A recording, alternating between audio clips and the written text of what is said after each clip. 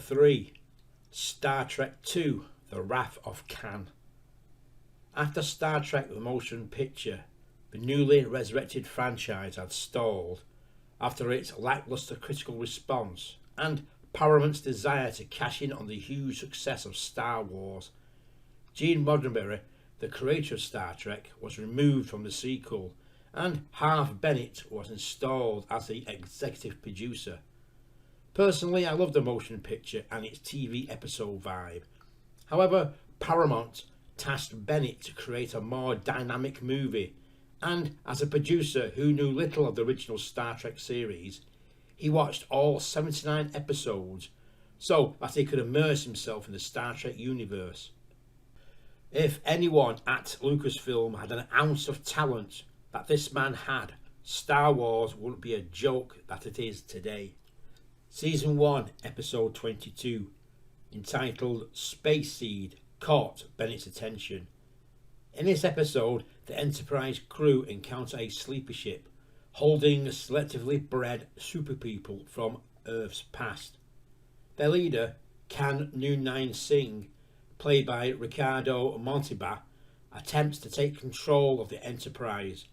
After his failure, he and his people, plus a member of Kirk's crew, Lieutenant Maria McGivers, played by Madeleine Roux, are allowed to settle on Ceti Alpha 5, an uninhabited fertile world, and Spock notes that it would be interesting to see what Khan makes of his opportunity, thus giving Bennett the foundation for his movie, and build upon it he did with director Nicholas Meyer, who was heavily influenced by the original series and added the swashbuckling atmosphere of the OC within his script, and by doing so gave the sequel a much needed shot of adrenaline that the original movie lacked.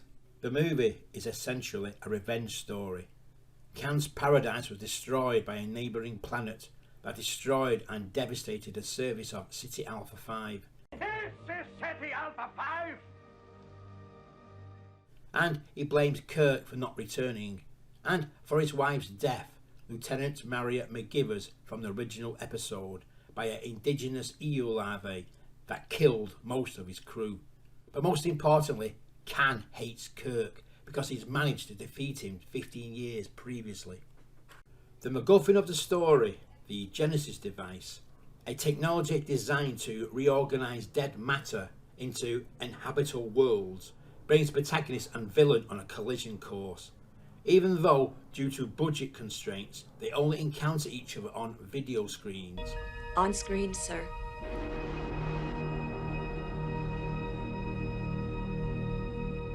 However, this doesn't hamper the movie. In fact, it enhances it. Instead of a physical altercation between Khan and Kirk, they engage in an on-screen battle of wits, which is intense and riveting. Reliance prefix number is 16309. I don't understand.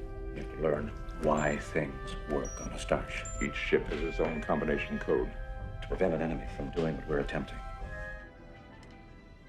This is Admiral Kirk. We tried it once your way, Khan. Are you game for a rematch? Khan. I'm laughing at the superior intellect.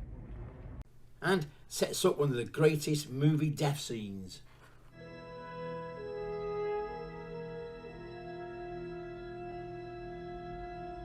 The shooting script by Nicholas Meyer, which he completed in 12 days.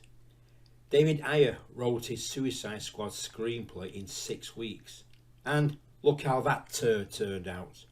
So it's a remarkable achievement for Meyer to create a screenplay of such quality, and without a huge budget, unlike say Ayer, who threw $178 million at the screen to overcompensate for his crappy script.